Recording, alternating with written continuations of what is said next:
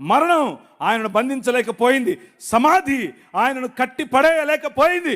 3వ దినమున ఆయన సమాధిని గెలిచి లేచాడు. That is your king. అర్థమవుతుందా?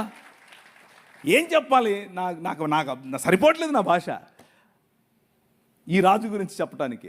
ఆ రాజు ప్రతినిధులు మీరు, ఆ రాజు రాజ్యాన్ని మీరు ప్రకటిస్తున్నారు.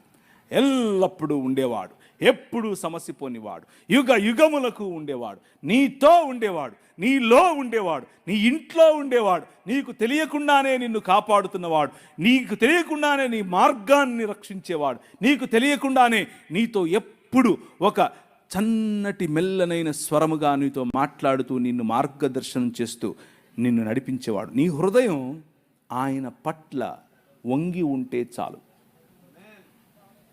సమస్య ఏమిటి అంటే ఈరోజు క్రైస్తవంలో వి ర్యాష్